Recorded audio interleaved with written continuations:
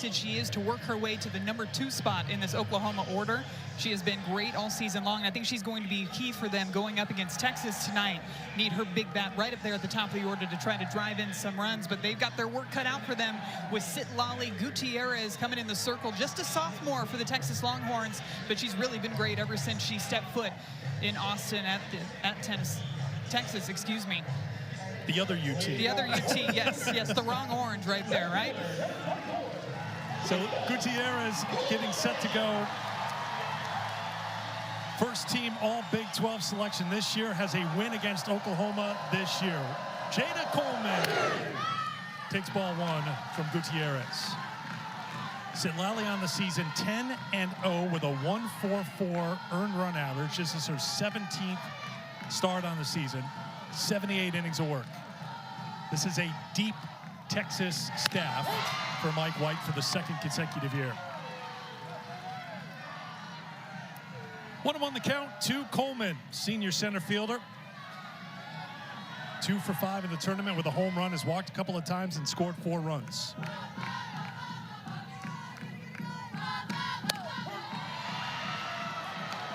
One and two to the Oklahoma leadoff hitter at .397 on the season. Her average has slipped below the 400 mark. 10 for her last 40 at the plate over the last 13 games. The 1-2 from Gutierrez misses. 2-2. Jada Coleman's still a player at the top of this Oklahoma lineup that's going to bring the energy day in and day out. It just seems like the rest of the team feeds off of what she brings in that leadoff position. Trying to get a feel for the strike zone here with Citlali working more down in the zone. Slap foul by Coleman. Even though Coleman's average has slipped under the 400 mark, she still gets on base at a very high clip. #1 on the team in on-base percentage. A threat to steal if she gets on. 53 career stolen bases. 5-game hitting streak for her.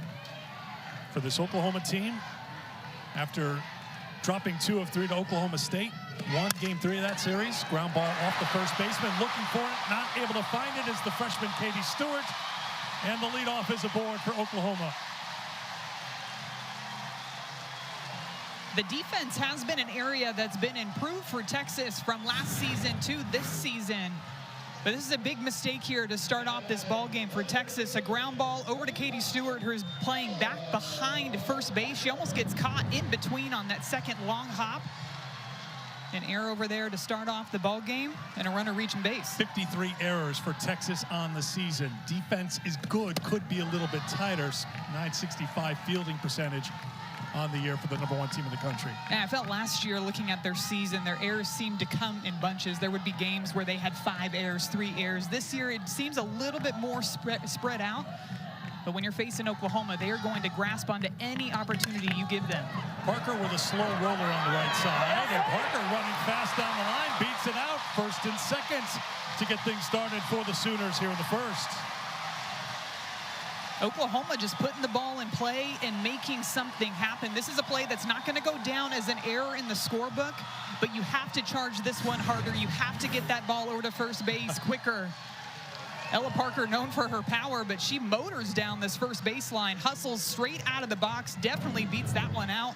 Slow developing ground ball over at second base. She tried to flip it over, and she just flat out beats that one out. I like to see the smile on her face down at first base. You know, she's 6 for 7 now in the tournament. Most of the other hits have been a little bit harder hit than that one. A little bit. They made it to the other warning track beyond the warning track out in center field. Here is Tiare Jennings. Ball 1.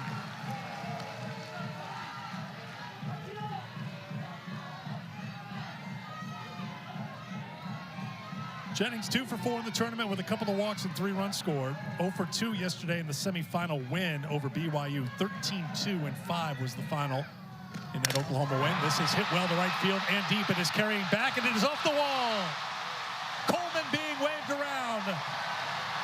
It's a run-scoring double for Jennings, and Oklahoma comes out firing here in the first.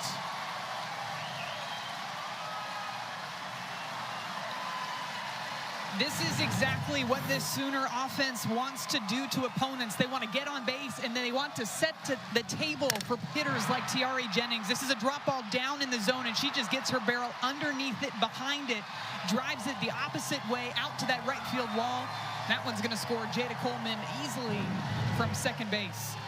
Station on the field. Patty Gasso can huddle up with their team. That is career hit number 300 for Tiare Jennings. We chatted with Patty Gasso before the game, and you could just sense that the pressure is letting up a little bit because they were struggling. We know what happened at the end of the year, losing 2 out of 3 to Oklahoma State, but it feels like, Maddie, they've turned the page a little bit here, and it's a different feeling vibe around the team right now. The way that Coach Patty Gasso describes it is playing more complete softball, having every phase of the game working at once, getting your offense going, getting your pitching going, having that solid defense. And it seems here towards the end of the season, they're starting to piece things together. It's been a little bit of a rocky road, and I say that lightly because they've only got 6 losses on the entire season, right? We can call it a rocky road. Do you want to get into that conversation of it's an off year for Oklahoma right now? It's 6 losses, but there have been times where they don't exactly look like textbook Oklahoma softball. Ball 1 to Alyssa Brito. Mentioned Gutierrez beat Oklahoma earlier this season. That was game 2 of the series. Great series, won by Texas. Took 2 out of 3. Gave up just 6 hits and 1 run. Gutierrez in a jam here in the first. Second and third, nobody out. There's a strike, and it's 1-1 to Brito. She did give up a run in the first inning in that start that she had against the Sooners earlier this year. Really settled in after that first inning. Sure did. Didn't walk anybody, struck out 2. That ended Oklahoma's 40-game winning streak in Big 12 play. 1-2 now to Brito, who's at .418 now in the season. Lots of pops, 16 home runs, 54 runs batted in. Had a strong semifinal showing, 3 for 3 with 3 runs scored and 2 runs batted in.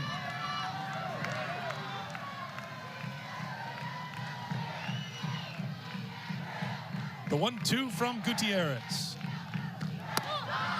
2-2. Got to be really careful where you throw drop balls to Alyssa Brito up at the plate because she is one of the best drop ball hitters in the country. So far this year, she has 8 home runs on the drop ball, and that leads Division I.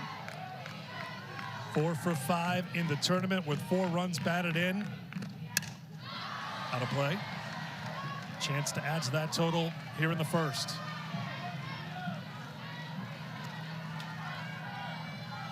We mentioned 7 straight run rule wins for Texas, but now running into an Oklahoma team finding their stride here in the postseason.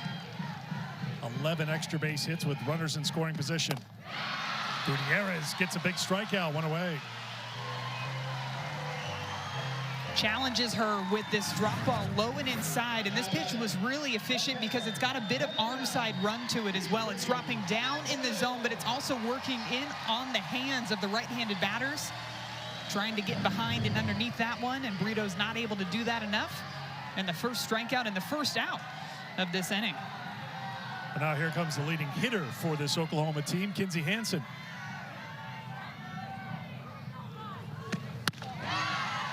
Ball 1.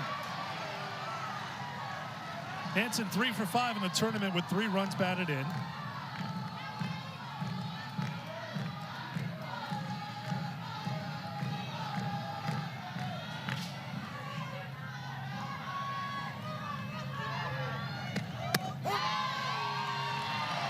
One. Good spot on that low and outside corner. That's a call that Citlali Gutierrez definitely wants to have. When you're facing this Oklahoma lineup, you want to make sure you're working the edges of the zone, trying to keep the ball in the ballpark.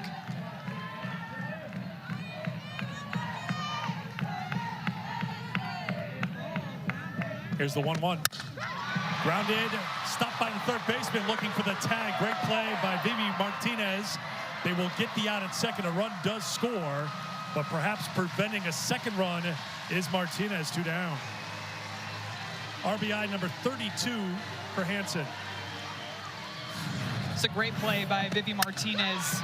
Hit deep into that 5-6 hole. Very smart to know that that run at third base was going to score easily. She throws it to third, gets into a bit of a rundown. I guarantee Tiare Jennings here thought that this was going to be a base hit through to the left side. No problem. A nice snag there to get it out on that play. Popped up on the infield by Pickering. Drifting back and getting it as well with a very familiar starting lineup. A little bit of a change, though. Alyssa Washington coming back from injury, hit a home run last night. She's in the lineup in the 8th spot. And Katie Stewart, we talk about some talented impact freshmen. Add Stewart to the list. Freshman with a ton of power in the Big 12 between these two teams. We highlighted Ella Parker for Oklahoma's lineup, but Katie Stewart, 4 for 5 so far in this Big 12 tournament with a home run. Those 4 RBIs, they're definitely going to need her again if they want to try to climb back in this ball game, but they're going to have to face a veteran in the Big 12 in Kelly Maxwell, the senior, member of the All Big 12 first team. Ashton Maloney steps in for Texas to lead things off for the regular season champions in the Big 12, and she starts off with a ground ball to Jerry Jennings. 1 pitch, 1 away here in the first. Maxwell, Big 12 first team selection. Second start in the tournament, started the quarterfinal against Kansas, went 5 in that game. What can we expect today? She has incredible movement on her pitches in a variety of different locations. She's going to mix her speeds, and because of that, because she's able to get ahead, she has a very high swing and miss rate. A lot of batters chase after the pitches up and out of the zone. Her ability to get ahead of batters, too, that's going to be key for Maxwell going up against Texas. Try to get ahead, and once you're able to do that, expand outside of the zone to get Texas swinging outside of it. Strike 1 to Mia Scott.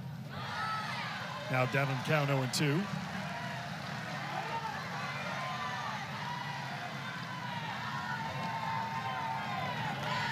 Four 400 hitters in the lineup for this Texas team, including Mia Scott. 419 on the season. First team selection in the Big 12. There's the ball.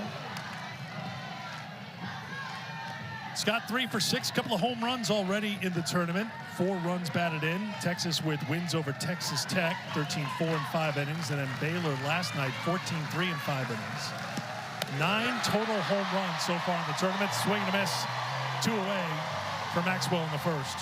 You can see even in just that at-bat, throwing a variety of speeds, variety of locations coming out of her hand. It looks like this is going to be a pitch that stays about belt high, but that's the rise ball. It's going up in the zone and away from the lefty Mia Scott. That pitch way outside of the zone, but already you can tell that her pitches are moving by that swing and miss. Ball 1 to Vivi Martinez, sophomore shortstop. Second team all-conference selection, 3 for 6 in the tournament with 3 runs batted in.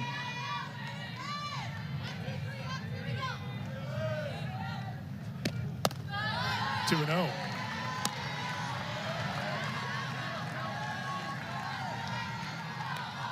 Maxwell gave up 2 hits in her 5 innings of work against Kansas in the quarterfinal. Did give up 2 runs. As a staff in the tournament, Oklahoma with a ERA of 2.10.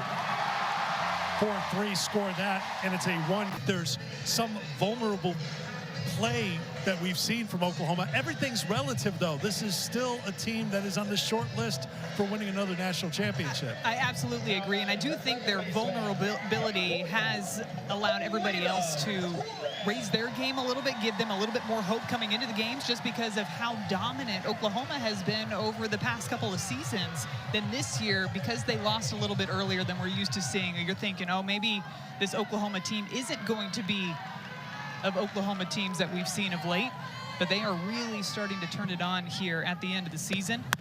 And I really do think it's a product of them having some games where they're not putting every facet of the game together. You look at the Louisiana loss, which was their first loss of the season. Defense not as sharp in those games.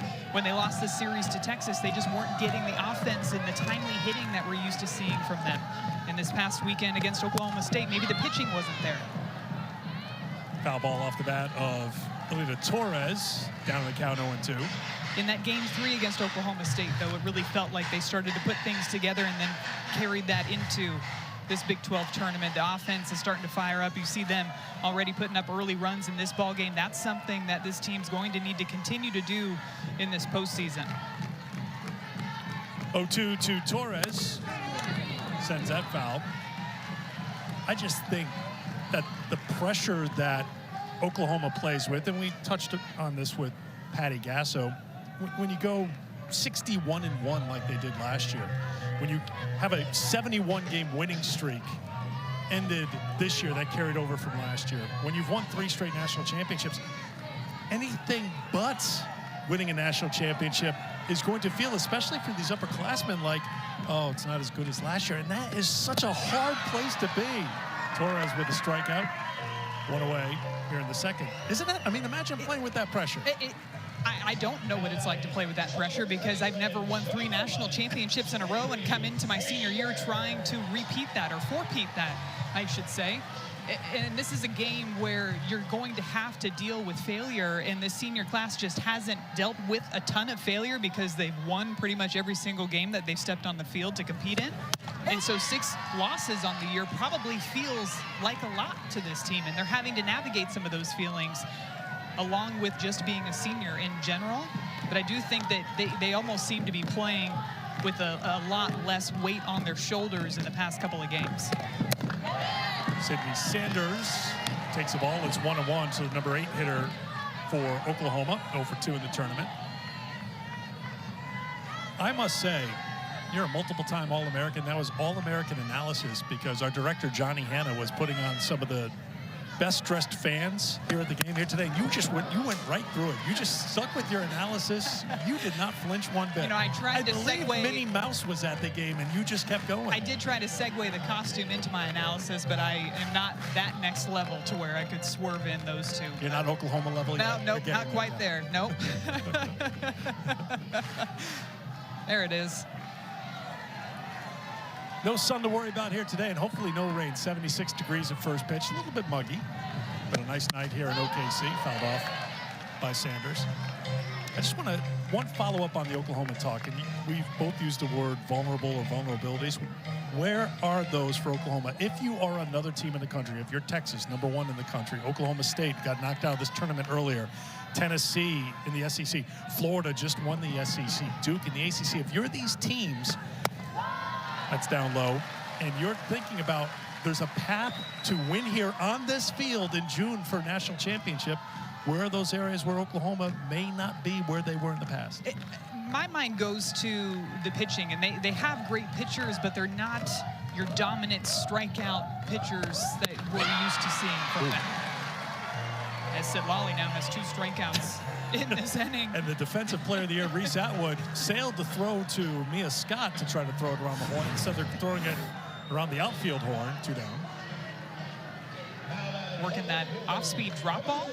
In there, you can see just how far out in front Sydney Sanders is on that swing. And I do think you're seeing with Kelly Maxwell out there in the circle for Oklahoma, she's going to be more of your strikeout type of pitcher. She's going to go out there and get a ton of swings and misses out of the zone. But if I'm an opposing team, that's what I'm looking at. I'm going, how do we put up runs against Oklahoma? Because you know that this offense is going to be able to score. So a matchup of the top 2 hitting teams in the country. Texas number 1, Oklahoma number 2. They can't produce runs. Number 9 hitter Riley Boone. 1-1 the count to the senior left fielder. Hitting better than 400 on the season. A couple of hits in 4 at-bats here in the tournament.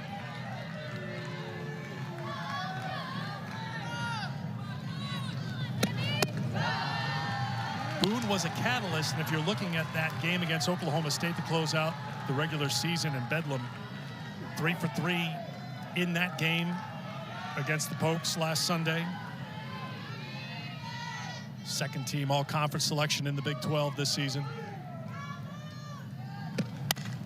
Slap to third, Scott on the first, and it's a 1-2-3 inning for Gutierrez, who has...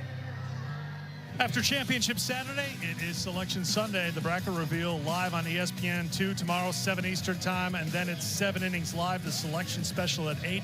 2 big hours to present the field and then break down the field tomorrow night. And Championship Saturday has been fantastic so far. Congrats to Charlotte, champs in the American after the win over Wichita State. Duke wins the ACC Tournament Championship. Florida, the SEC champs after knocking off Mizzou, and we still got the Pac-12 to come tonight. UCLA and Utah. We've We've got a big one here in OKC, the Big 12 Championship, Hornet Championship Saturday. And strike one to Reese Atwood. Atwood, the Big 12 Player of the Year. I've been told her throw to third went off the bat of Sanders. That's why it ended the left field. Yes. The Player of the Year doesn't make mistakes like that. Actually, a couple of great catchers side by side right now. You've got Atwood, Player of the Year for Texas, their catcher, and Kinsey Hansen, the Big 12 Defensive Player of the Year, back behind the plate for Oklahoma.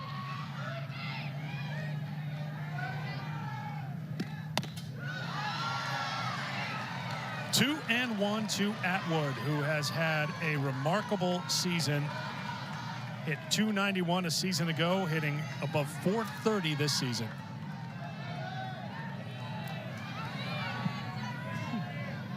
2-1. 2-2. She's made a couple of changes in regards to her stance from last season. Last season, her front foot was quite a bit more open. This year, she's starting a little bit more closed, and I feel that in combination with the stance and her hand path, she's been able to cover just a variety of different pitches this year. Hard to get her out up at the plate. Really good take on that curveball on the outer half there. I like that spot by Maxwell, too. But during this 18-game win streak, 27 hits, 10 home runs, 33 RBI. She is just an RBI machine so far this season. She has a personal 11-game hitting streak going right now, and a 3-2 pitch coming from Maxwell. That open stance last year, she would almost cut off her swing a bit, starting really open and then stepping all the way across her body. And I think because she's staying a bit more parallel to the batter's box lines, that it's allowed her to cover the inner half and the outside part of the plate.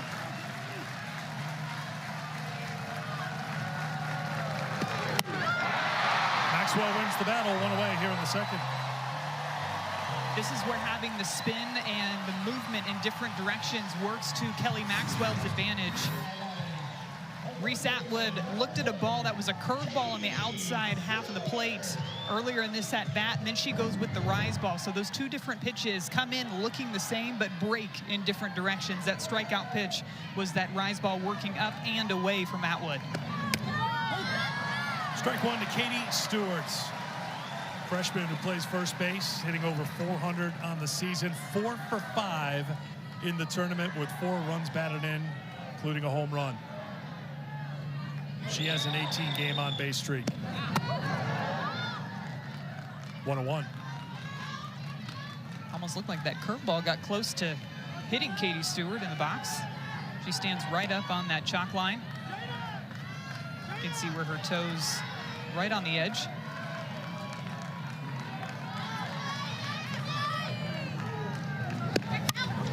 1-2.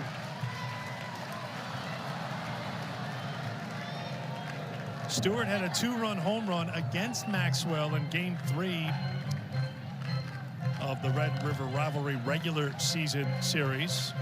That was back on April 7th, a 2-1 win for Texas. Maxwell pitched a 3-hitter in winning Game 1, but then Texas came back with back-to-back 2-1 wins to take the series in Austin. 1-2 pitch. 2-2.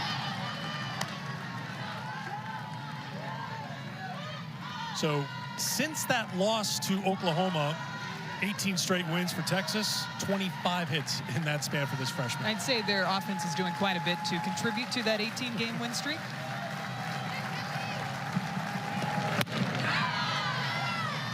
Three and 2.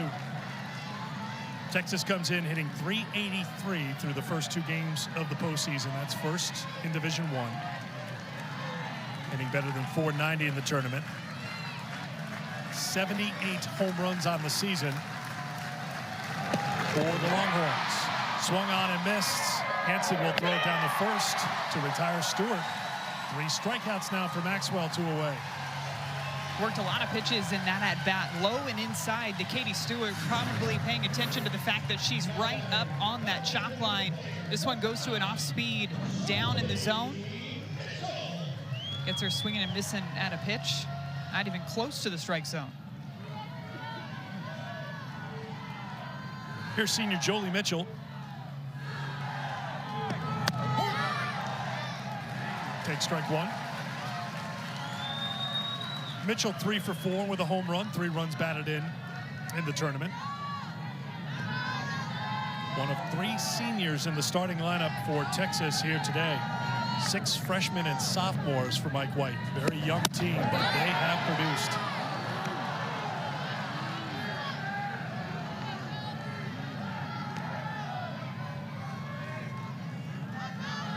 You see Mike. 6th season now in Austin, 15th overall. Big 12 Coach of the Year. Now back to the 22. Had a very young team last year.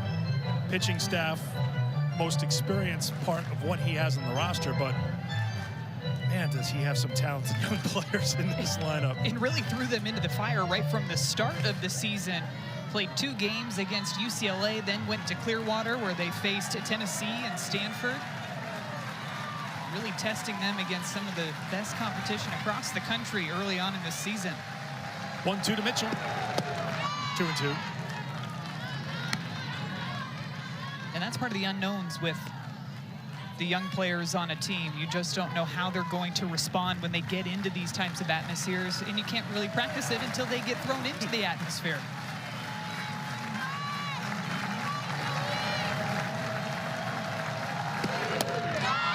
That goes full to Mitchell.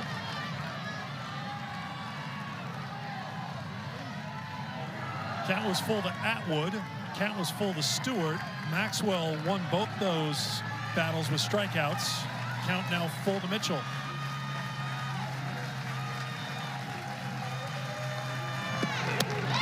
And a walk. First base runner of the game for Texas. It's Jolie Mitchell with 2 down here in the second.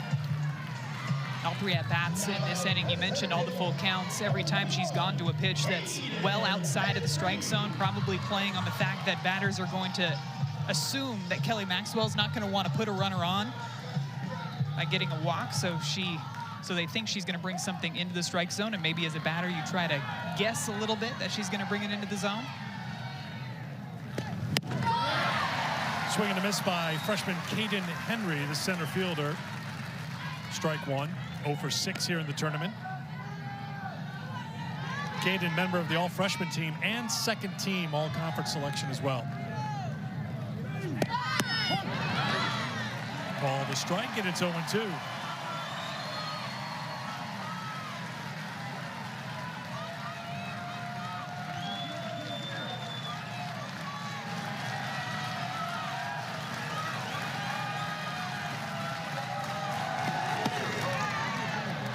Ball 1. Texas with 47 wins. They went 23-4 in the Big 12. Regular season champions, outright title for the first time since 2010, looking for their first Big 12 tournament title since 2005. Sharp single up the middle, and it's in the gap. Slamming on the brakes around second was Mitchell. Mitchell now being waved around. Here comes the throw, and she is safe. All the way to third goes Henry, and Texas is on the board. Another freshman coming through for Texas this season. This time it's Caden Henry with a runner over at first base. This play at home was a lot closer than it should have been. She hit this one extremely sharp off of the bat, straight up the middle. Gets all the way out to center field, but you'll notice Jolie Mitchell actually stops at second base and then decides to keep going. Was able to make it into home plate standing up. Are you surprised all the way to the fence? Because it certainly looked like Jada Coleman was surprised. There must have been some crazy topspin on it because it got by her quickly. She hit it extremely hard off of the bat. I honestly thought it sounded for a minute that she got it off the end of the bat, but she smoked that thing back up the middle. And it just seemed to linger out in center field a long time for Jolie Mitchell to stop at second base and still make it safely to home. So an RBI triple for the freshman, her first hit of the tournament. And here is senior Alyssa Washington.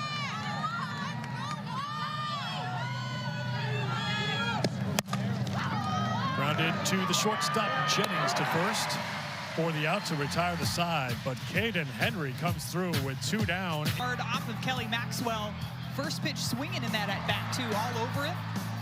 For back-to-back 2-1 wins for Texas in that series. It was the first series win against Oklahoma for Texas since 2009. As you take a look at the series history as they meet here in the Big 12 Tournament Championship for a final time.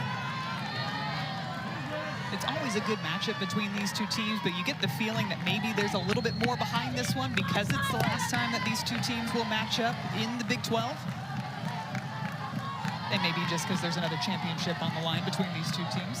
A little combo of everything. Just they keep buying more trophy cases. Oklahoma has spent plenty of money of their budget on trophy cases in Norman, that's for sure. Texas would love to add one to their regular season title.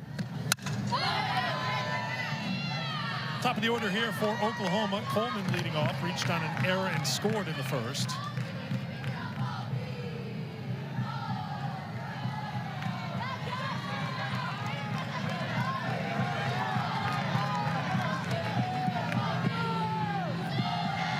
One from Gutierrez.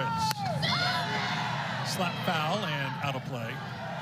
You know, we did those highlights just to give you an opportunity to editorialize your thoughts on the obstruction rule. So well done, you snuck it in there. I did talk about it just briefly, but I also said I was glad that they went to the review and they did not call that obstruction because I thought it was a great relay in from the outfield. Throw took her up the line a bit, but had Maya Bland out at the plate by a few steps. Just good all-around defense right there. Atwood, the anchor on the end to hold on to it to end the game with the tag at the plate.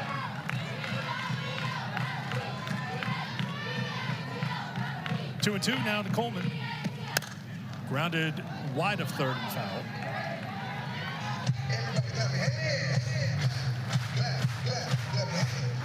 Katie Stewart with that home run to give the series win to Texas. 2.6% strikeout rate. Only 5 strikeouts so far this season. Make it 6. Caught looking. Gutierrez comes inside, 1 away. One down here in the third. Sunday Night Baseball. The Braves will take on the Mets, 7 Eastern on ESPN, ESPN Deportes, also on ESPN Radio, and our coverage will begin at 6 Eastern time with Baseball Tonight Sunday Night Countdown. 4 strikeouts for Citlali Gutierrez, and here is Ella Parker. Parker reached on an infield single and scored in the first.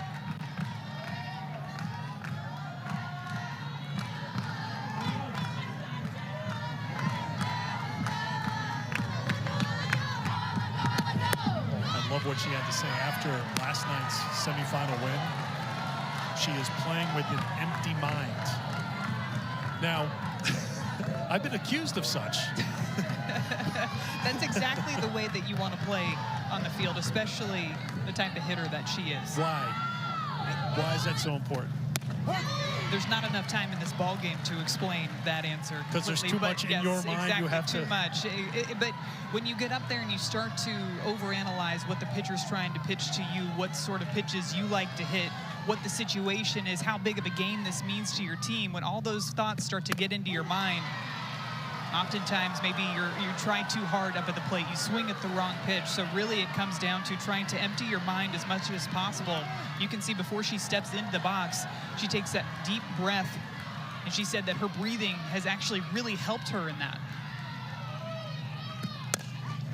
Back up the middle, and it's a base hit. 2 for 2 for Parker. 7 for 8 in her first postseason tournament. You just never get the feeling that the moment is too big for Ella Parker. And maybe it's the breathing, maybe it's the calmness that she brings when she steps into the box. But she just finds a way to get it done. Not a bad pitch, it's low in the zone, but she just pounds this one straight into the ground over the head of Citlali Gutierrez to try to get something going. That skipped up. Parker will take second on the wild pitch.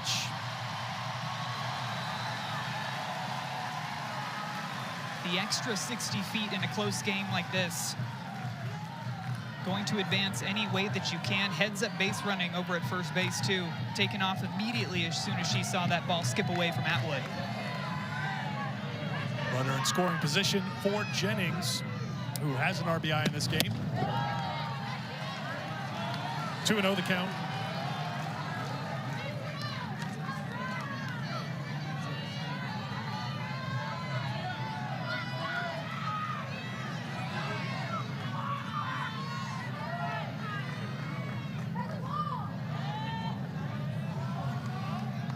Looks like Atwood's having a little trouble with the electronic communication, perhaps.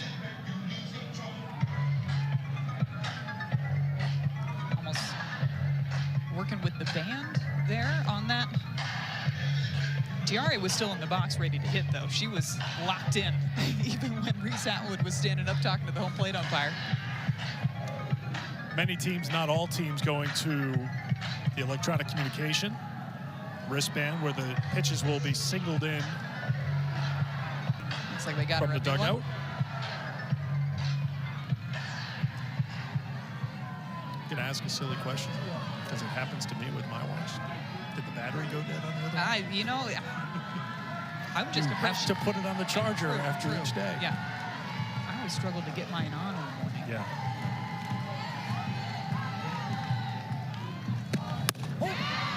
There's a strike, 2-1 now to Jennings. 19 home runs for Tiare on the season, 92 in her career.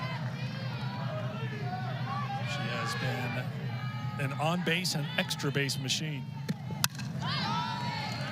Fouled off, 2-2. Such good coverage of every part of the zone, and a little bit of a subtle change that I feel like I've seen from her swing this year to last year. She's always had her hands load up very low, close to almost her belt when she gets going in her swing. They seem a little bit lower this year, but she's still able to handle drop balls, rise balls, curve balls. Out of play. Even inside out of that drop ball inside.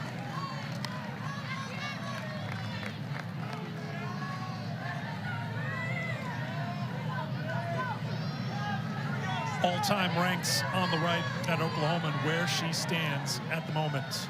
Just picked up career hit number 300 today, 4th all-time in the 300 hit club for the Sooners. Just one of those players that's such a great combination of the consistency with the batting average and the amount of hits that she gets, also with the home run power and the run production that she brings day in and day out. Ground into Scott at third, over to first to retire Jennings. Holding at second is Parker, 2 down. Nice play by Mia Scott over at third base. This one hit very sharply off of the bat of Tiare Jennings. Fielded that one very quickly, made sure to look Parker back to second. Keep the runner at 2.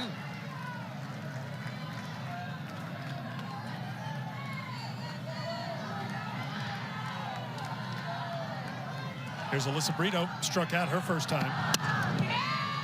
Down the count, 0-1.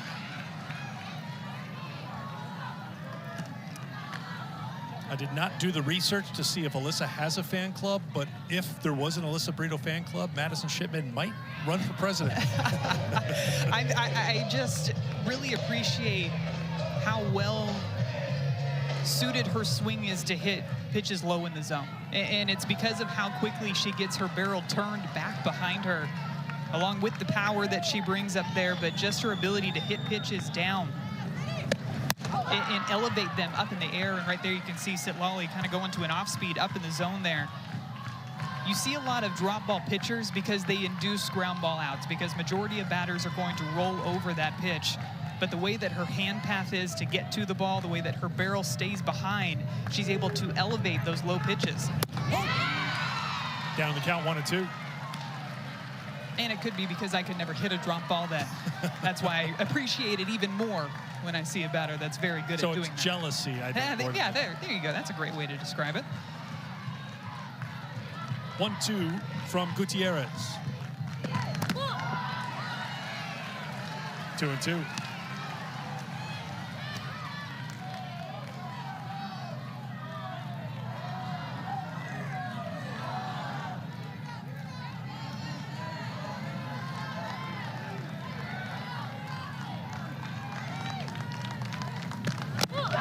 Gets inside. It's 3-2. Of course, it's not all about power for Brito. 16 home runs in this season. She had a squeeze bunt in the quarterfinal for Patty Gasso. Patty willing to try a little bit of everything with her lineup. Try to beat you into multiple styles and ways. We'll talk to her after this half inning. Brito comes through with a 2-out single to right. 3-1 Oklahoma.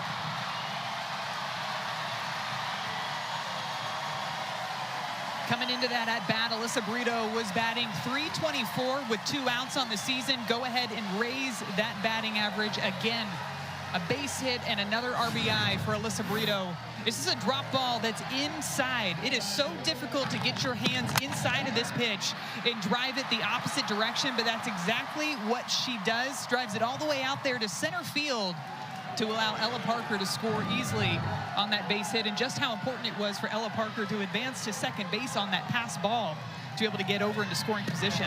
5th RBI of the tournament for Brito. Just follows up perfectly what you talked about and what you appreciated for Alyssa Brito and her approach at the plate. And typically that's a pitch that especially if you're not looking for it, then maybe you roll over it, maybe you get jammed up and hit a ground ball over to the left side of the infield. But with her bat path, she's actually able to somehow drive that pitch the opposite direction.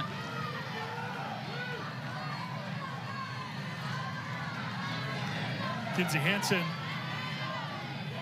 grounded in to a fielder's choice, brought in a run back in the first inning. 1-1. 2-1.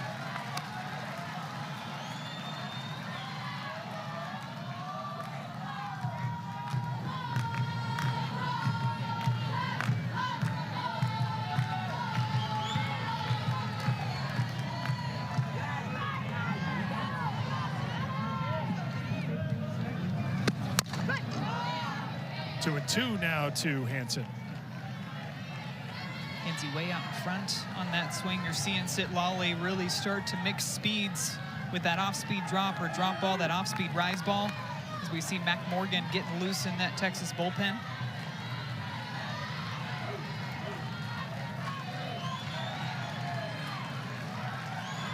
Two and two, the count to Hansen. 3-2, snap throw down to first. Getting back safely is Brito. Brito had her RBI single on a 3-2 pitch. Hansen ready to face a 3-2 pitch from Gutierrez.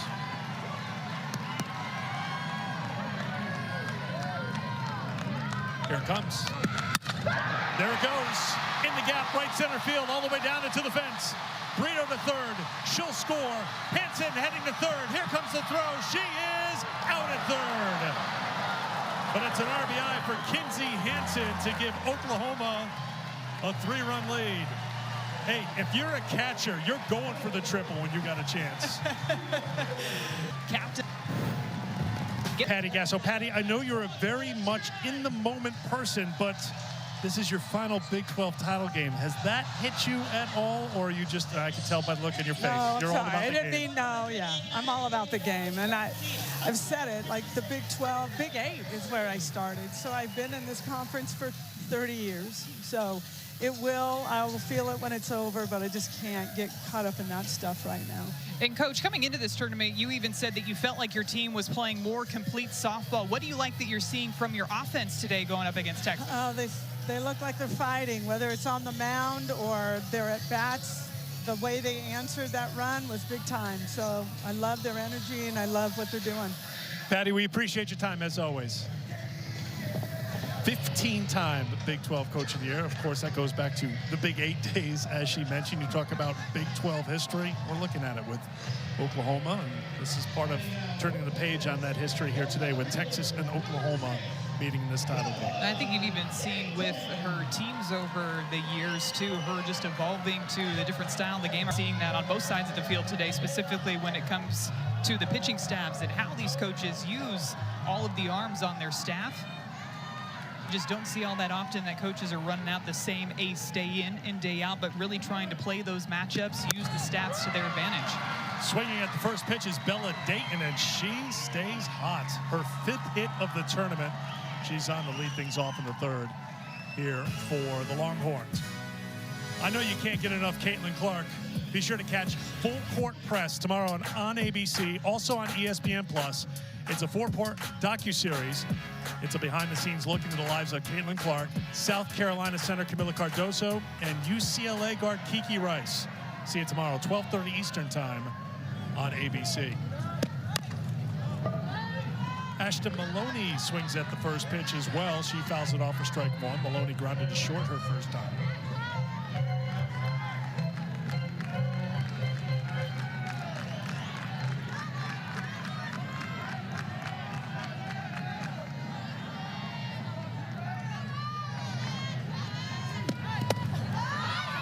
Good pick by Hansen to keep Dayton at first, 1-1.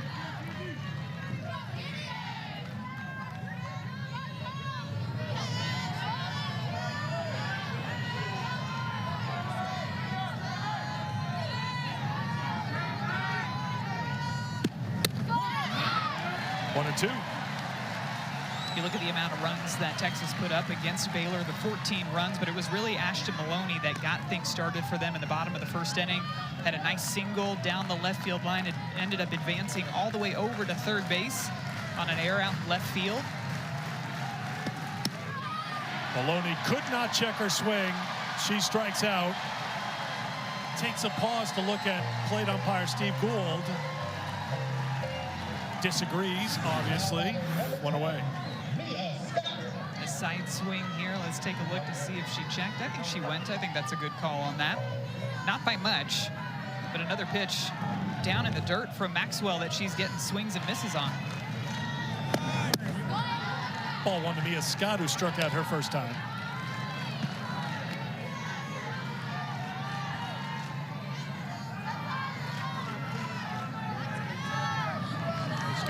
Home runs in the tournament.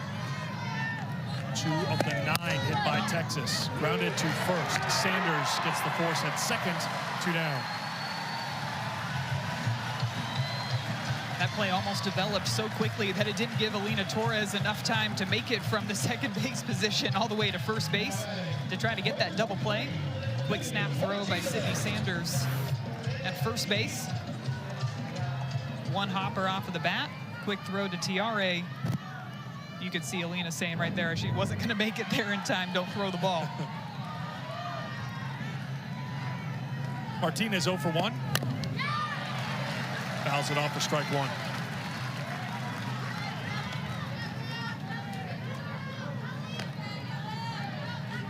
Martinez, one of those players that got playing time right away upon arriving in Austin. Hit .346 as a freshman all of last season. Big 12 all-freshman team. Hit a home run against Oklahoma in the Big 12 tournament title game here a year ago. Had some good swings against them in their series earlier this year, too. Had a 2-out RBI double. I feel like her swing, she's been a little bit lower in her legs this year. Has again been extremely consistent for the Longhorns. 1-2. It's a really good pitch by Maxwell. That drop ball working low and inside to the lefty. She's not afraid to work the inside part of the plate to both the righties and the lefties. That drop ball almost worked its way behind Vivi Martinez. Martinez hooks it foul. And a good grab. Been a couple of those this week. I feel like we've seen the crowd cheer for some foul balls caught. Good defense on the field, good defense in the stands. And I know what you're going to say next. You're hoping that another ball makes its way up here into the booth, although it would have to be a pretty good shot to make it all the way up here. Why would I say that? So that we can see you make an incredible grab in the Again? booth. Another one? Mike White hanging out down at third. We'll chat with the Texas head coach, the Big 12 Coach of the Year after this half inning. 1-2 the count to Martinez. 2-2.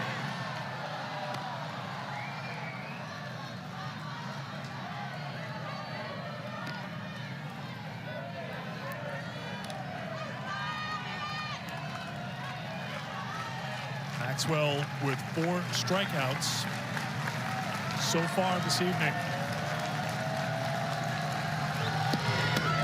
Make it 5. Martinez caught looking to retire the side. Oklahoma on top 4. Such a young lineup. How has youth helped your team be in the position where they are right now, regular season champs? Well, I think it all started last year. You know, we went deep into the postseason and got a lot of experience. We even played down here in front of 8,000 fans, so that was all good stuff you just can't practice. So I'm excited, and we bring another good class this year. So things are looking pretty good right now. And Coach, it felt like Citlali really settled in back in the second inning, gave up a few hits in the third. What are you wanting to see from her moving forward? Continue to use the off speed, and keep them off balance. She's made a couple of mistakes in some critical positions, but we haven't helped her out either. So, but I just hope she settles down and keeps working hard right here. Mike, appreciate it. Thank you so much. Thank you. Welcome. Mike White, 6th season now as the Longhorns head coach. So you see Gutierrez with 3 innings of work, 5 hits, 4 runs, 3 earns, 4 strikeouts. And you heard him saying he wants her to continue to use that off-speed pitch. And I'd imagine some of the mistakes may be just that drop ball, which is her go-to pitch, leaving it a bit too high in the zone. She really is effective when she's able to work the edges of the strike zone, especially facing a team like Oklahoma, a team that's already seen you this year. Really important for her to continue to work that low part of the zone with the drop ball and then be able to mix in the off-speed drop, the off-speed rise.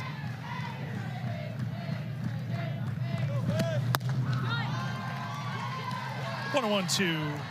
Freshman Cassidy Pickering popped out to second her first time. 2 for 4 in the tournament. Both hits coming in the semifinal victory last night against BYU. 8-run 4th inning in that game for Oklahoma was the big inning for the Sooners as they bat here in the 4th against Texas.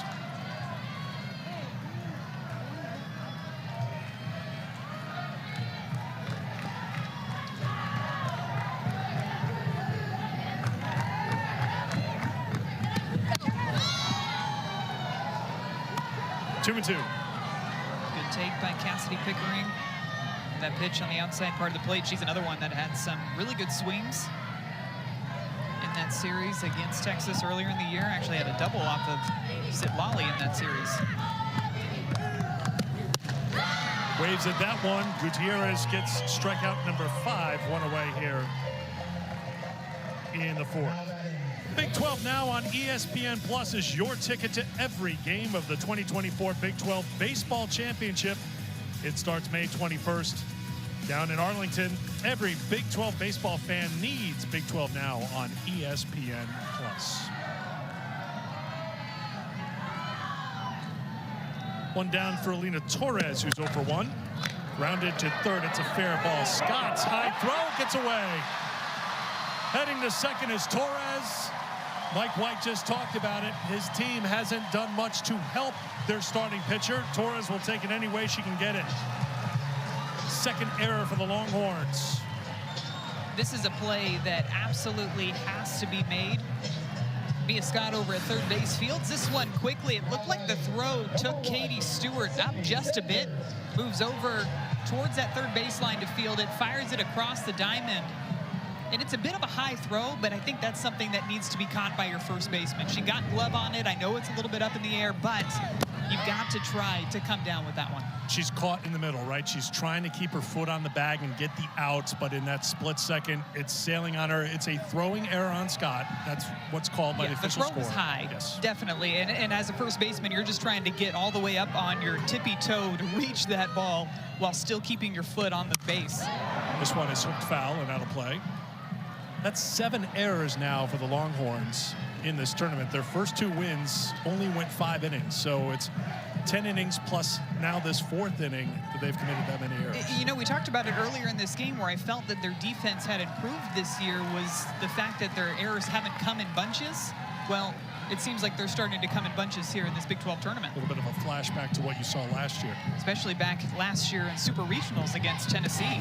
5 errors in just 1 game against Tennessee to end the season.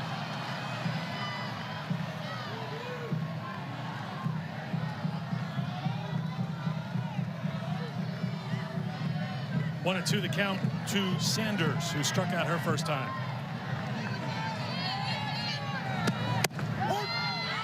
Called strike 3, 2 down, 6 strikeouts now for Gutierrez. Zitlali's still working these pitches, both sides of the plate. Goes with the drop ball low.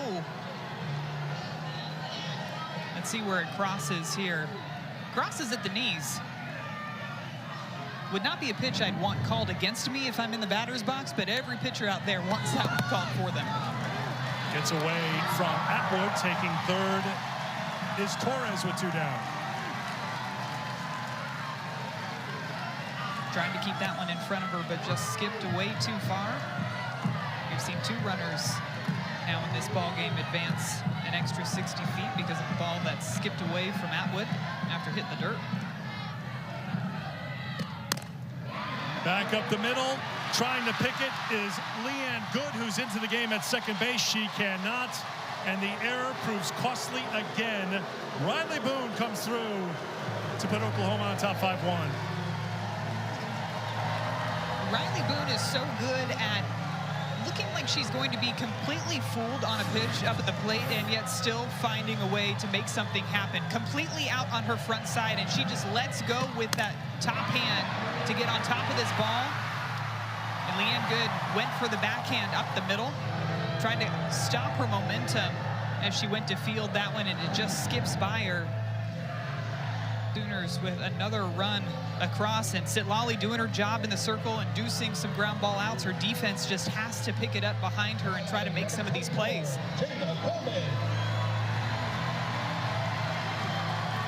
It's a base hit and an RBI for Boone, her 3rd hit of the series.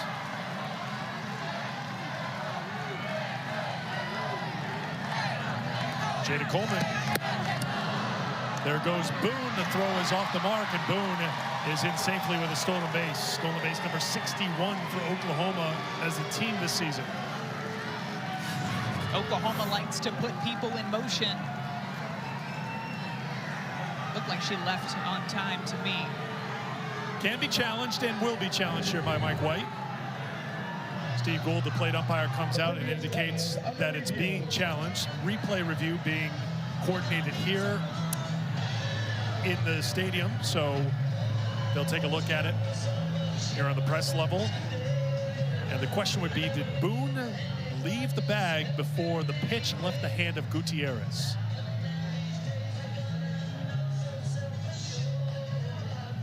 Terry Holt will put on the headset, communicate with the replay booth.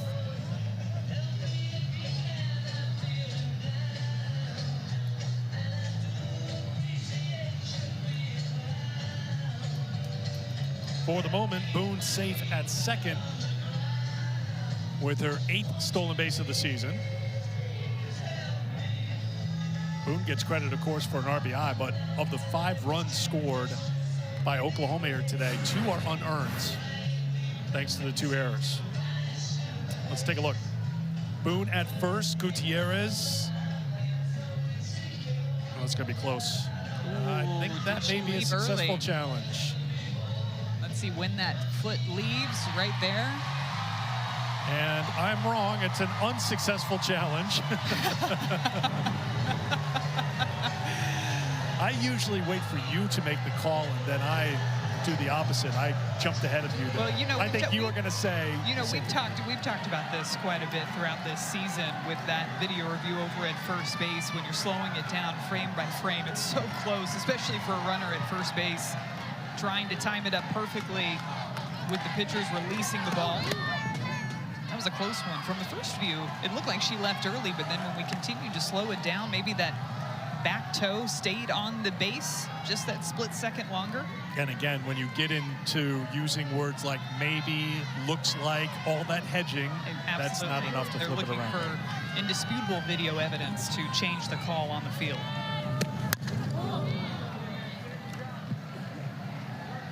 Coleman fouls it off and will walk it off. A couple of times in this at-bat that Jada Coleman's almost fallen to the ground on a swing. And Riley Boone took off, looked like a hit and run was on.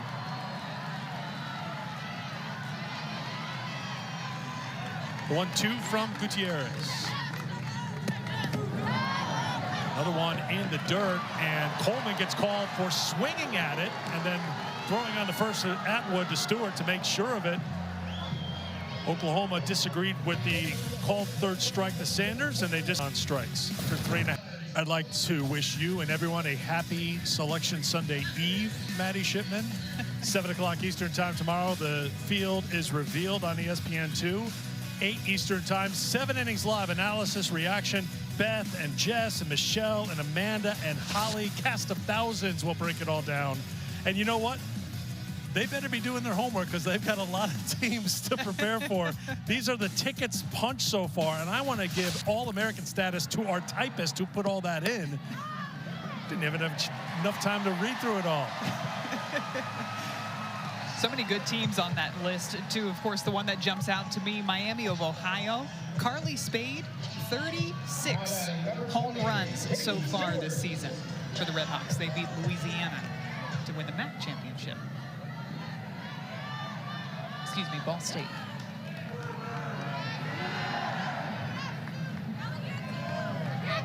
Here's Katie Stewart with one down. Maxwell continues to work down, and that one caught a piece of Kinsey Hansen, who needs a moment.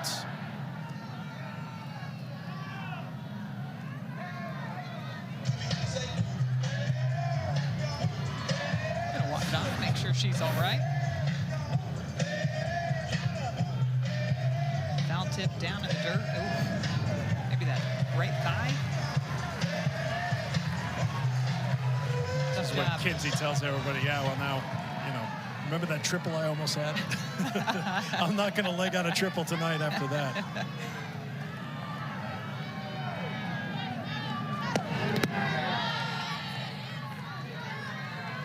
Stewart lays off. It's 1-1. Freshman struck out in the second. 5 strikeouts for Kelly Maxwell. Only trouble came in the second inning. Struck out Atwood and Stewart, but then walked Mitchell. And on a 1-2 pitch, Caden Henry had a triple to bring in the Texas run. Other than that, Maxwell has been on target. Doesn't get that call, and it's 2-1. Really seems like all of her pitches have been working tonight against the Longhorns. We've seen the rise ball, we've seen the drop ball, we've seen her off speeds. Working all quadrants, not afraid to work inside to the righties and the lefties. Popped up. Torres, 2 down. Big day in the NBA tomorrow on ABC. The NBA Draft Lottery is at 3 Eastern time. That's followed by Game 4 of the Eastern Conference semifinal between the Knicks and the Pacers at 3:30. NBA Countdown will get it all started tomorrow on ABC and the ESPN app. We got into town just as the Thunder and Mavs were heading to Dallas.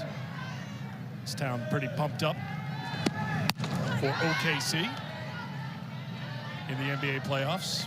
Ball 1 to Jolie Mitchell, who walked and scored the only Texas run.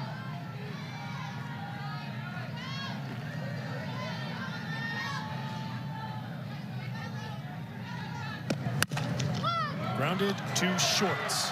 Jennings to first, a 1-2-3 inning for Kelly Maxwell.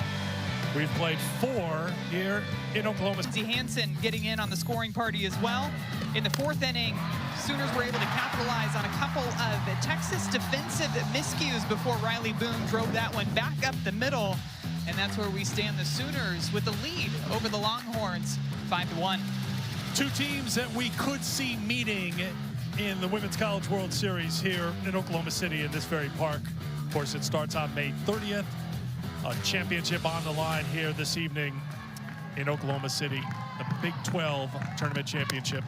Right now it's Oklahoma on top as we go to the 5th inning. Ball 1 to Ella Parker. Parker 2 for 2 tonight with 2 runs scored. 7 for 8 in the tournament with 6 runs scored and 5 runs batted in. Good pitch in there for a strike. It's 1-1. It's an example of that off-speed drop ball that she's going to throw, trying to change things up quite literally to Ella Parker, because she has been on fire throughout this Big 12 tournament. Must be seeing the ball about the size of a beach ball coming into her with the way she's swinging the bat. Fouled off. It's 1-2.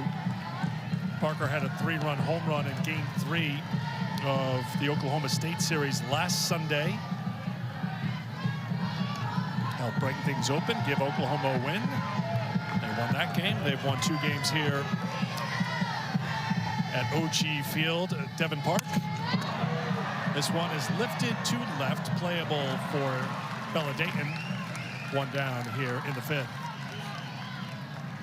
Once again, you can see more Caitlin Clark behind the scenes with full court press tomorrow, ABC and ESPN+. It's the start of a 4-part docuseries, a behind-the-scenes look into the lives of Caitlin Clark, Camila Cardozo, Kiki Rice, tomorrow, 12:30 Eastern on ABC. Here's Tiare Jennings, who's 1 for 2.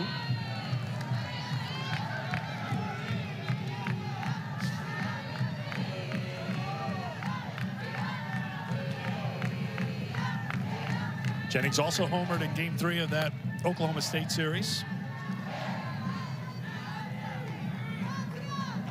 There's a line shot out to center field. I don't know if that ball got above about 12 feet off of the ground because she hit it so hard. 12 to 15 feet, maybe. 0-2. Of course, on a personal note, Maddie and I were in Norman for the Super Regional last year, calling the Clemson-Oklahoma series. And one of the wildest postseason games in my memory. Jennings had the game-winning home run in the 9th inning. 2 home runs against Clemson in that game, too. Of course, Kinsey Hansen had that 2-out, 2-strike, 3-run home run to tie the game at 7 in the 7th.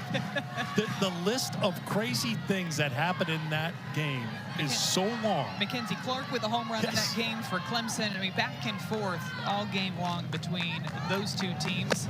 Jennings was one of the stars, as she's been throughout her Oklahoma career, a star for the Sooners. And it was the 16 seed going up against the 1 seed in the Super Regional. That game literally had us on the edges of our seat for about, what, 4 hours that game went on, back and forth between these 2. And it went by fast. Usually you'd say a 4-hour softball game, it takes too long, but that one could have gone another 4 hours. A couple other things. Heinz Field finale, remember that piece of it? Patty Gasso's birthday. What better birthday gift can you have than a 9-inning win? Sent you on to the Women's College World Series, and of course they came here to this stadium and won their 3rd straight national championship. Jennings battling against Gutierrez. Count evens up at 2-2. Yeah, see, it's all coming back to me now. We saw 8 different pitchers in that ball game, too. 4 pitchers for each team.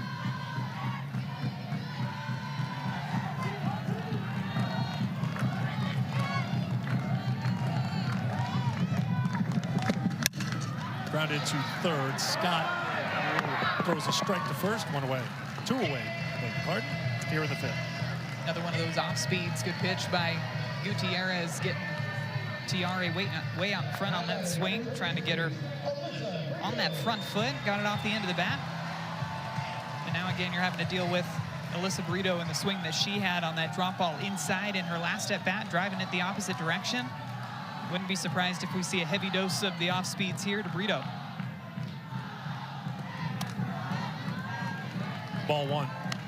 And we saw it before, and you've talked about it quite a few times. One of the things that you appreciate so much about both these teams, certainly Oklahoma's approach at the plate, is working with the pitch that's offered, hitting their pitch first and foremost, but if it's a pitch that demands being sent the other way, they will do it, and they do it so well. Rays off of that one, and it is 2-0. I think you're seeing, for the most part, the right-handed batters going up against Sitlali today, trying to overemphasize getting behind the pitch and driving it the opposite direction, and one that's going to help you with the drop ball, but it's also going to help you with the changes in speeds that Gutierrez brings out there. Brito's a bit out in front on that pitch, but really, like you said, both sides of the field, both of these offenses, I feel like throughout this season have done a nice job of having athletic adjustments with their swings and reacting to the pitch as it's released out of the hand of the pitchers. It's one thing to have a game plan, but it's another thing to adjust to the pitch as you see it coming out of her hand. And all of these hitters are so good, they can easily hit a pitch that's 1 to 2 balls off of the plate. And you've seen them have some of those athletic swings even here today. I think about that Riley Boone swing, way out in front, still manages to get a base hit on it. Brito fouls that one off. When these two teams met in this title game a year ago, Oklahoma won 6-1. It was a 1-1 game in the 4th inning. Brito had the go-ahead RBI. Nicole May picked up the win. Haley Lee, the most outstanding player of last year's Phillips 66 Big 12 softball championship.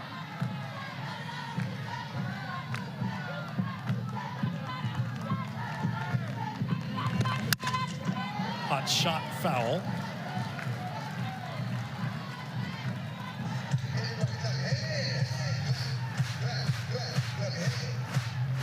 Going back to what you talked about earlier today, Gutierrez is dealing with an Oklahoma team that Patty Gasso says is just back into a more attacking, aggressive, strong-minded approach.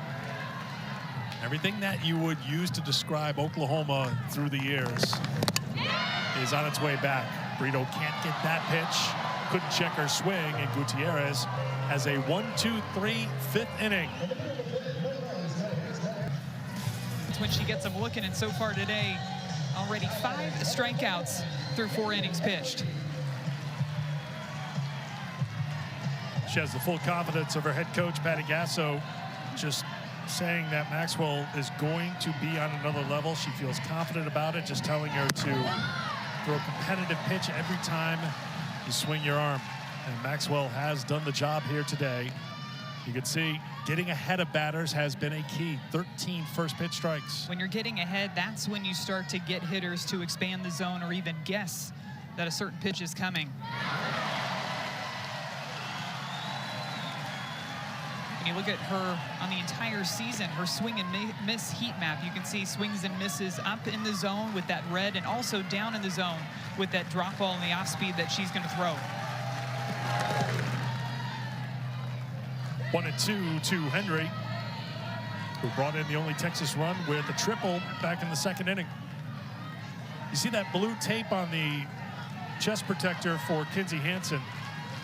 We have seen the vertical blue for Oklahoma. We've seen the horizontal stripe as well. That one gets away. Talked to Jen Rocha about it, the pitching coach.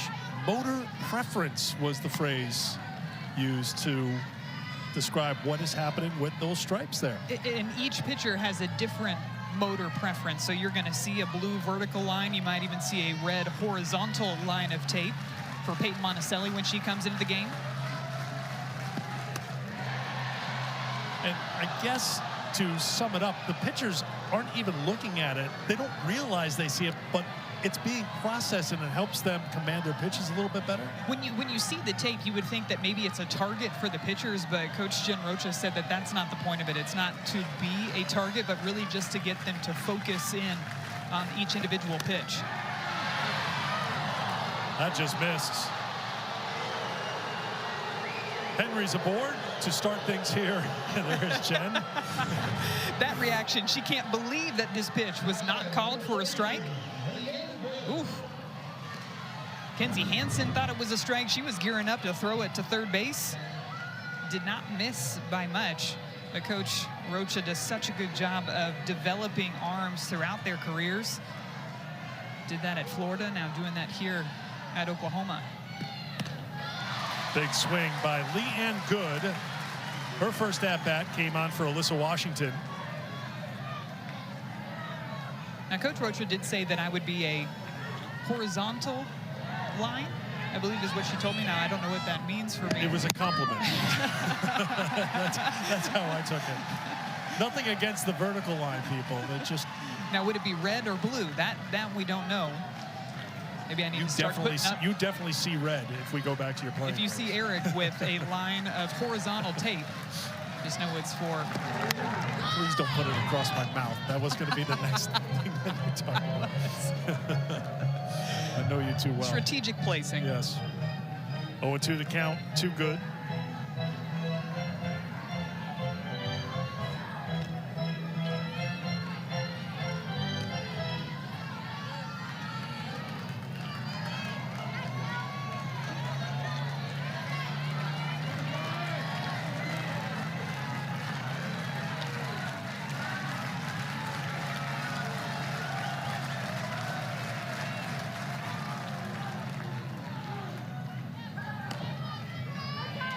At the very least, Texas trying to make Maxwell work a little bit here. Henry worked the walk.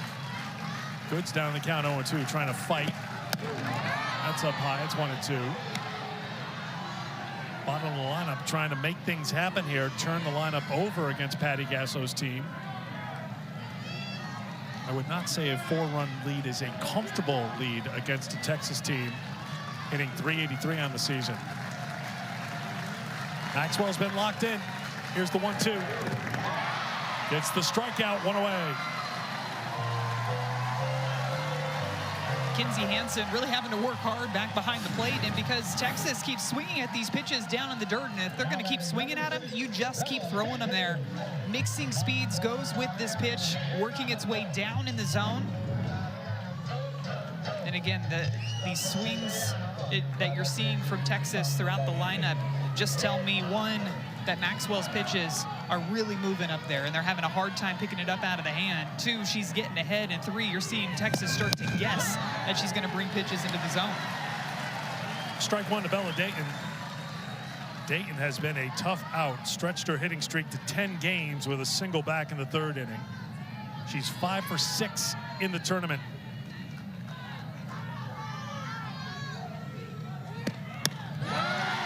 Oh, 2. Bit of down bite on that drop off, swinging over top of it.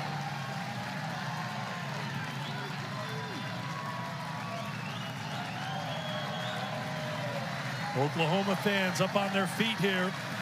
0-2 coming from Maxwell.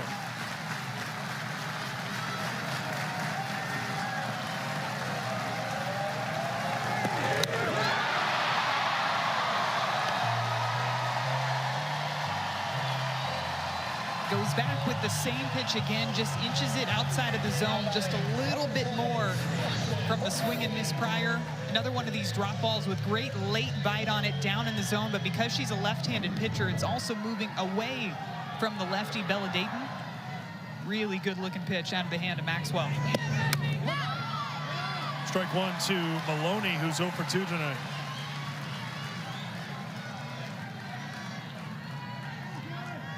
Leading hitter on this Texas team came into play tonight, hitting .437.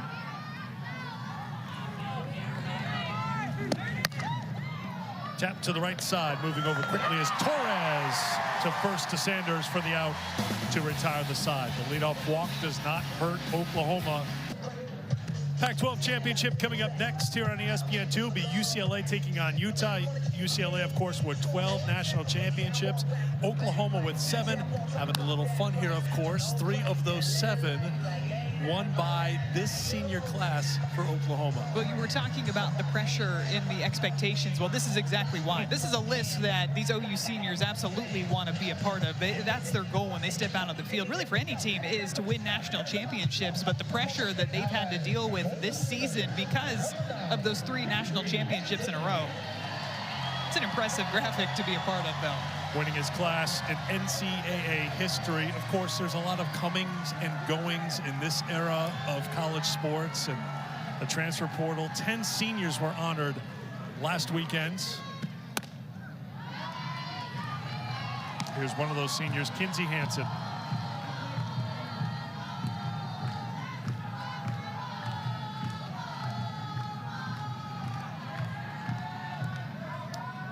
Hansen doubled in the third, brought in a run on a fielder's choice in the first.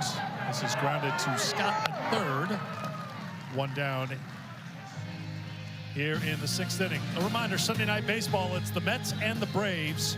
Tomorrow night, starting at 7 Eastern on ESPN, ESPN Deportes, and ESPN Radio. Our coverage begins at 6 Eastern with Baseball Tonight, Sunday Night Countdown. He's a star. That guy's just a star right now. I think he's getting word from his people that he's a star on national television.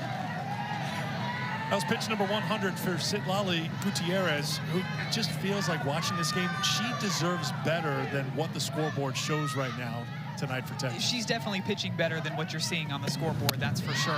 She's thrown some really good pitches. You even see right there, that's that off-speed drop ball. So she's mixing speed, she's mixing location. There might have been a couple back in that 3rd inning pitches that she would like to get back, maybe drop balls that hung up in the zone a bit too far, but for the most part, she is keeping Oklahoma in the yard. She's working the outside part of the zone. She's getting ground ball outs, which is exactly what she wants when she's out there. She's also racked up quite a few strikeouts, 8 strikeouts so far today. But her defense just has not been able to consistently make the plays behind her.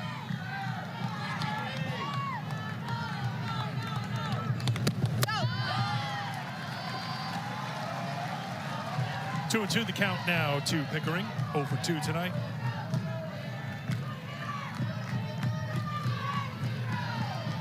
Cassidy, all freshman team selection. One of 9 Sooners to earn all conference honors. Gutierrez gets the strikeout. That's her 9th, 2 down. Second strikeout to Pickering today, too, on basically identical pitches on the outside part of the zone. Struck her out on a drop ball away in the 4th and struck her out on a pitch away here in the 6th. 2 down for Torres, 0 for 2 tonight with the run scored.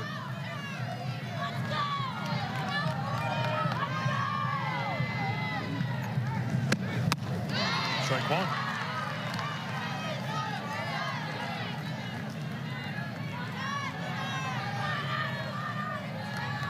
Oklahoma has won 4 of the last 5 Big 12 tournaments, 8 in all, as they play the Big 12 tournament championship game for a final time. As does Texas. It's out of play, it's 0-2. Big 12 hoping to be well represented in the NCAA tournament. Texas, Oklahoma, Oklahoma State, Baylor, all certain for the NCAA tournament. BYU, I think, should be a lock. They beat Oklahoma State in the quarterfinal rounds. That was a major upset here in championship week. Second win over Oklahoma State this season. They beat Oklahoma, did BYU this season. UCF, 30 wins, 12 coming in Big 12 play. They were 5th place in the Big 12. Pretty good resume. Kansas, 28 wins. Texas Tech, 29 wins. It's in the dirt at 2-2. Kansas with a sweep over Baylor earlier this year. Had a win over UCF. They're a team that's gotten some big wins on their resume so far this season. A lot of really strong teams, a lot of really strong strength of schedules, I would say, in the Big 12 this year. Oklahoma State was surprising here, one and done here in the Big 12 tournament.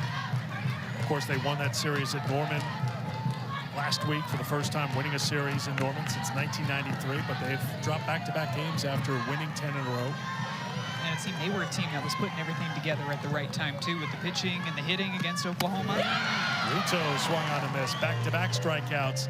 A career-high 10 strikeouts for Citlali Gutierrez. Hard.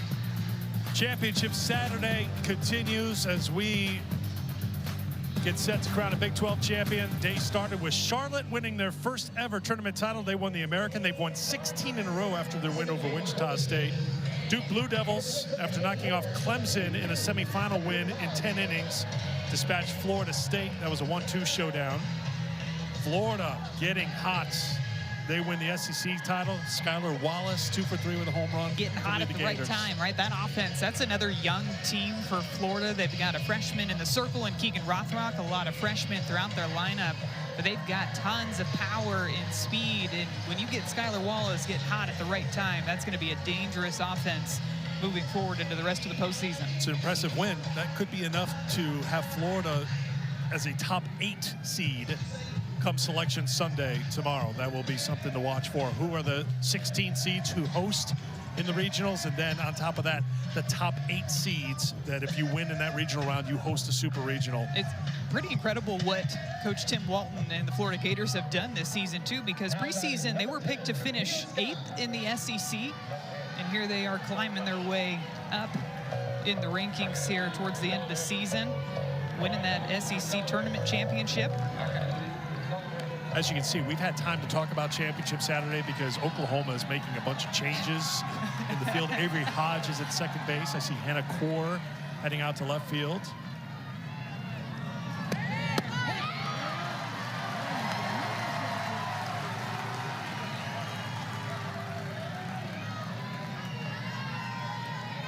So selection special on Sunday, regionals, then super regionals, and then the Women's College World Series right back here in Oklahoma City.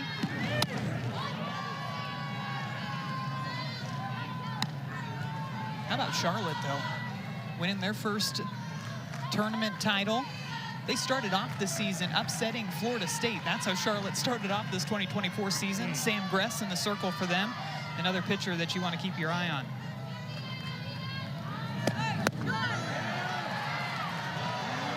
Two and one to count to Mia Scott leading things off. Anna Kors in left. Riley Boone moves over from left to right. That settles things defensively. Still to come, Pac-12 championship game at Stanford. Top seed UCLA, number 6 seed Utah. Utah knocking off Stanford in the semifinals 2-1. Of course, Utah will join the Big 12 starting on July 1st. So playing in the Pac-12 tournament, as is UCLA, as we all know. That's it for the Pac-12 tournament. Much different than what we're seeing here. We're seeing these two teams play in this tournament for the last time, but you will still see a strong Big 12 going forward. Utah coming in the lead.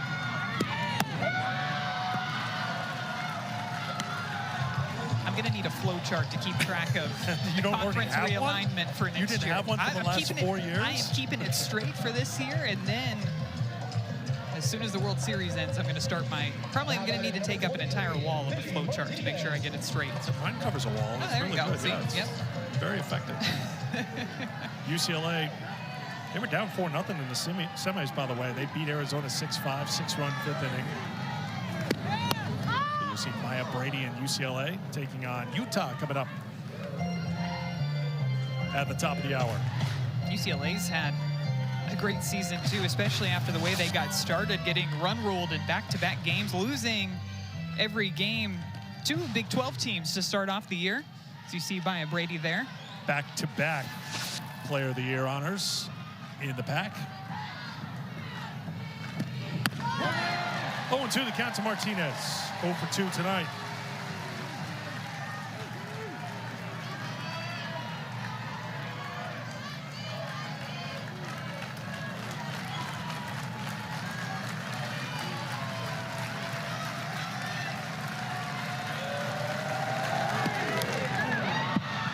Works inside, a mistake, a rare mistake by Maxwell. She hits Martinez with an 0-2 pitch. Wonder if maybe coming into this inning that Texas was going to try to be a little bit more patient up at the plate, try to make Kelly Maxwell work out there. Vivi Martinez right there on the chalk line, toes on that chalk, just gets hit in that right thigh. 2 runners on board now via free passes. Pitching coach Jen Rocha is talking to the plate umpire Steve Gould, and now that conversation joined by Patty Gasso.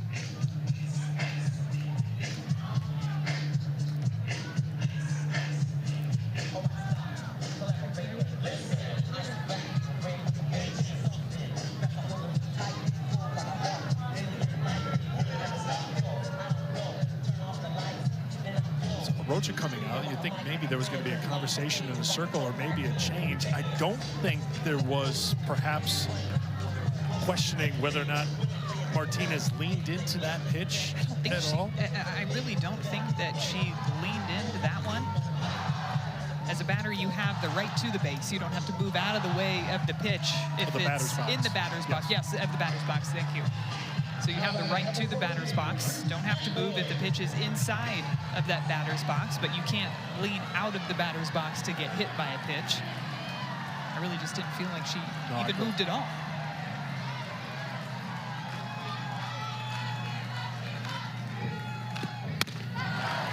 Ball 1 to Reese Atwood. The player you would want on the plate for Texas in a moment like this. A school record 22 home runs on the season. 86 RBI. 0 for 2 tonight. This one is lined to center field. Reaching up and making the grab is Coleman.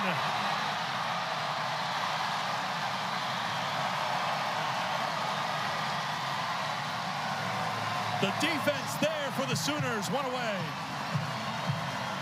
What a play by Jada Coleman out in center field. Off the bat, I thought this was a base hit. No doubt, smoked by Reese Atwood out to center field, and you can just see the way that Jada Coleman actually has to shift her footwork, working back on that line drive, extends right at the last minute, and robs Atwood of a base hit. Her first step was in her field, but she adjusted and athletic enough to reach up and make the grab. Absolutely some of the toughest balls to read off of the batter, those hard hit line drives. And as a batter, nothing more deflating than when you just smoke one straight back up the middle and the defense makes an incredible grab. Now, there hasn't been a lot of solid contact off of Maxwell, but this inning, a walk, a hit batter, a line shot grabbed by Coleman off the bat of Atwood. And Gasso is going to go to the bullpen.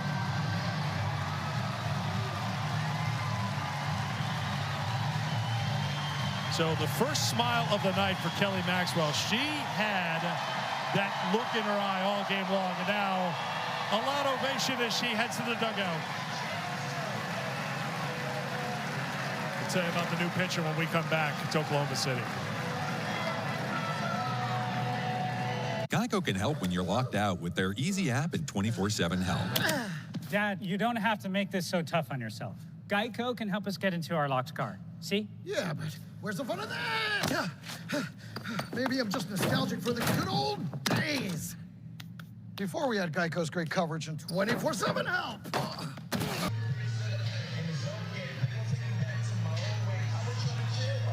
Kelly Maxwell to the dugout after 5 1/3 innings of work, 80 pitches, gave up just 2 hits, 1 run. It was earned, 3 walks, 7 strikeouts for Maxwell, and she gives way to Nicole May making her tournament debut. Coming into a tough situation here, too, with 2 runners on board, just 1 away, and having to deal with Katie Stewart up at the plate, but the senior with a ton of experience for Oklahoma in the circle. And she's going to throw a little bit of everything. One thing that you're going to see her do is pound the strike zone. She's going to attack that zone in different quadrants.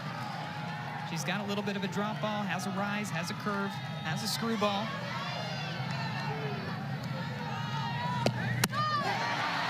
Oh, 2 to Katie Stewart. Back-to-back strikes to start off. Stewart, mid to upper 60s, so some pretty good velocity there. Like I said, working all 4 quadrants with the variety of different pitches that she throws, but the confidence that she has in that changeup, she will throw it in any count.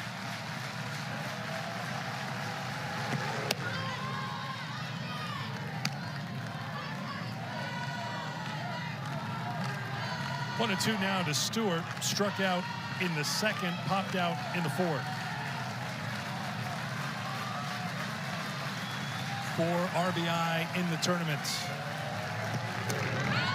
And the Dirts stopped by Hansen, 2 and 2. May's last appearance was last Saturday against Oklahoma State. Went 5, gave up 8 hits, including 3 home runs. So perhaps trying to get her back on track here. But coming in a big spot in the Big 12 championship game. 2-2. Fly ball, right side, foul ground, and drifting back is Sanders. 2 down. A big out there for Nicole May as she enters the pitcher's circle in this ball game. Starts her off with pitches on the inside part of the plate. So this is back-to-back screwballs to get Stewart behind 0-2. Tries to get her to chase at a rise ball up and out of the zone. Works a drop ball away and then throws the curveball outside and gets a nice, easy fly ball over to her first baseman for out number 2.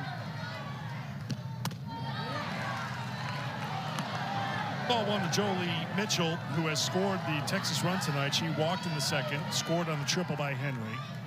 Grounded to short in the fourth. 3 for 5 in the tournament. 1-1.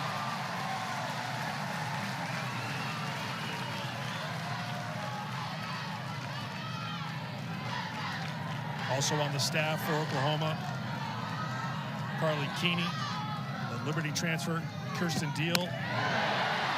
Kirsten pitched yesterday for Oklahoma. She was 1 out from a no-hitter Friday night against BYU. Would have been a 5-inning no-hitter. 2-1 the count now to Mitchell. 2-2.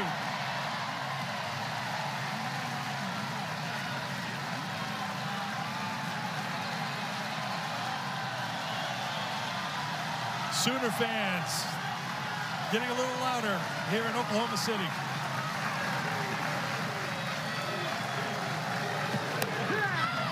Out of play.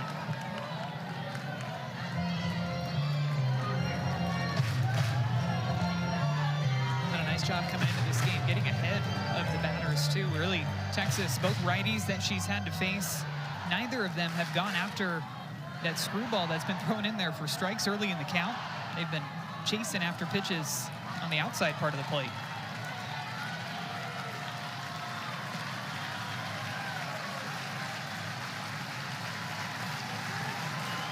Another 2-2 for May.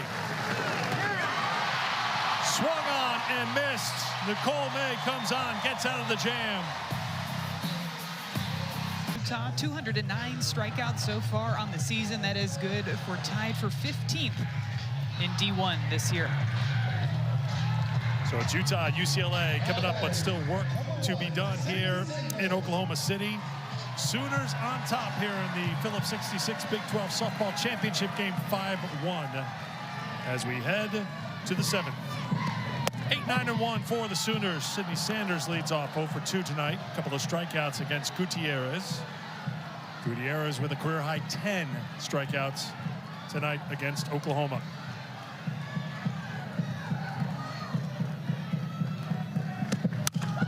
Line shot to left. Down for a base hit all the way to the fence. Sanders heading to second with a leadoff double.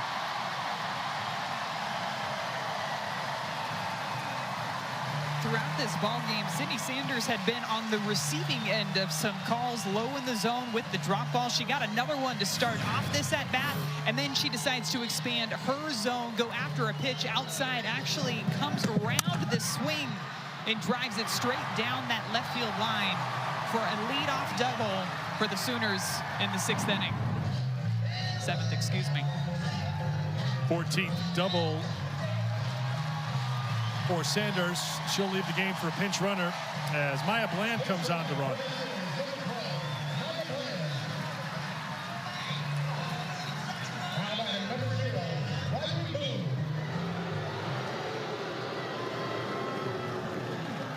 Correction, 3rd double of the year for Sanders. 13 homers for Sydney. That's been the extra base hit of choice for her this season and many of her Oklahoma teammates.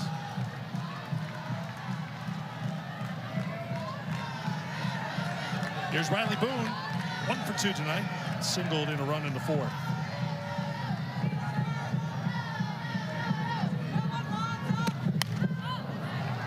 One and 1.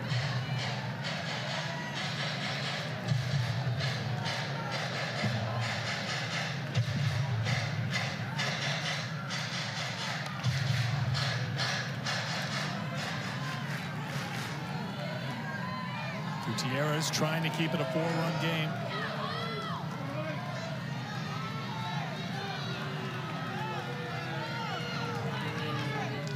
And hope the bats can come through in the bottom half of the 7th. Boone offered at it, down on the count 1-2. Boone just doing whatever she can to try to put something in play. Again, way out in front on the swing to get to 1 strike, and then tries to lay down a bunt unsuccessfully for 2 strikes. Infield still shaded in with her up at the plate. Grounded to short. The throw on the first by Martinez for the out. Bland holds it second. A reminder, week 7 in the UFL concludes tomorrow. We have an ESPN doubleheader. Michigan and DC, that's at noon Eastern time. And then San Antonio takes on Houston at 3 Eastern, both games on ESPN. 1 down for Jada Coleman.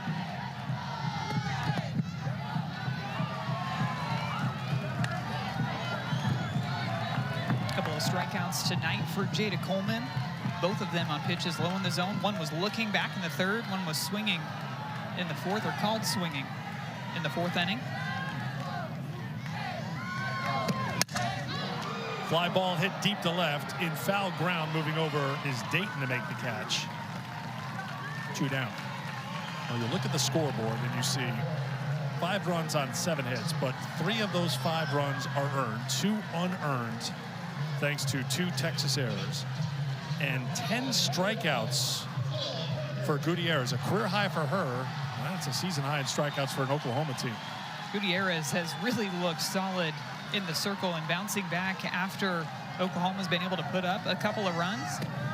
The times that her defense has made some mistakes, but it really felt like it fueled Oklahoma's offense with the air to start off the game. Jada Coleman reaching first base on the air over at first, and that just seemed to spark the rest of the offense. Because at that point, you feel like you've got the momentum on your side. In the dirt to Parker, it's 2-0. And this will tell you, in some ways, how effective Gutierrez has been. 10 strikeouts tonight. She struck out Coleman twice tonight. Coleman came into this game with 5 total strikeouts all season long.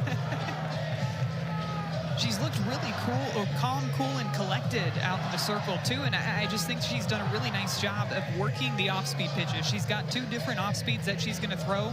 That off-speed drop ball and that off-speed spinny rise up in the zone. A couple of times the drop maybe left a bit up, but for the most part, working the edges and keeping the ball on the ground. That's the goal against Oklahoma. But overall, Oklahoma, history will show they make you pay for mistakes. It's not just the errors, missing her spots on a couple of pitches like you mentioned. It's been costly.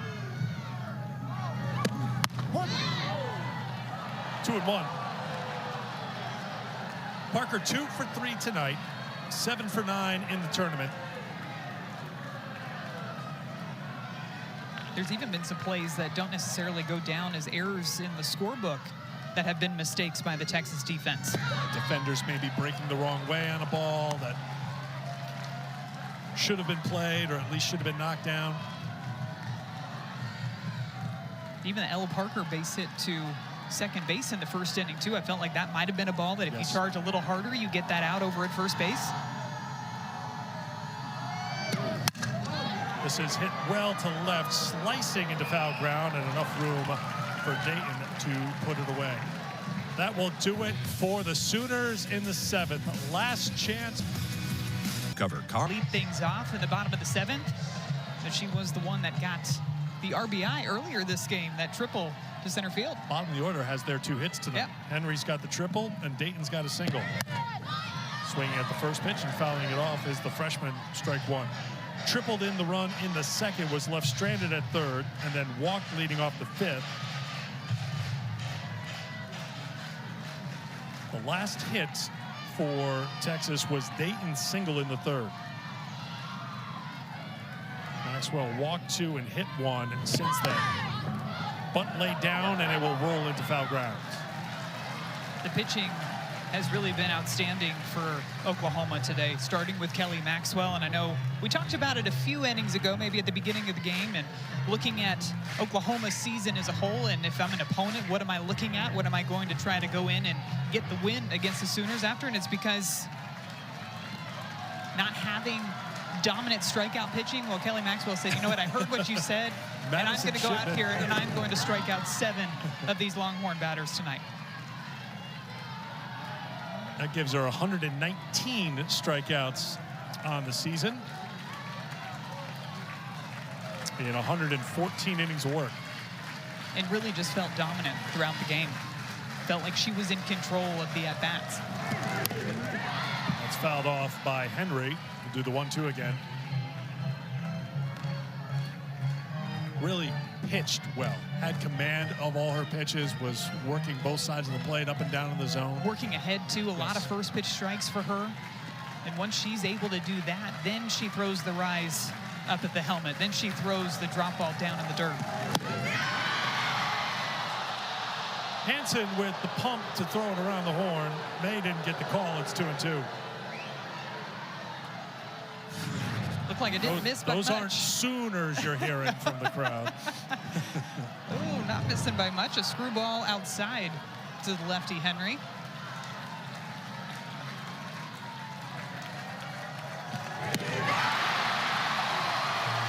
One away. Second strikeout for Nicole May.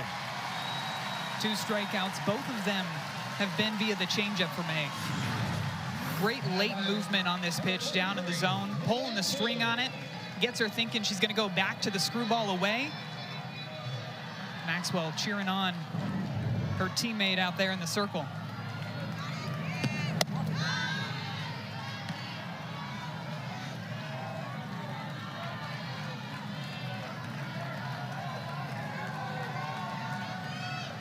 Leanne Good struck out against Maxwell back in the 5th.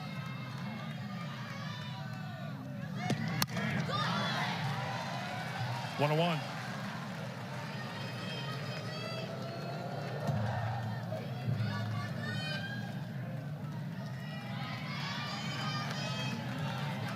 These two teams will be, of course, two of the highest seeded teams in the tournament. The question is, there's only one overall #1 seed. It was Oklahoma last year. Texas, when you look at what they've done all season long, consistently great, winning the regular season championship in the Big 12. Is that enough if they don't come back in this game to say they should be the overall #1 seed in the tournament? Or does this victory here for Oklahoma, where they knock off Texas, push them to the top? 1-2. 2 down.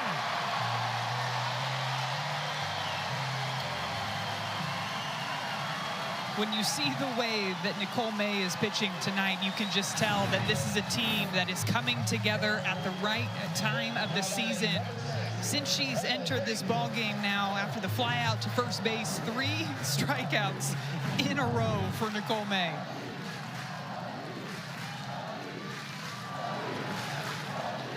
Bella Dayton with 2 down. Popped up, right side of the infield. Ball game over.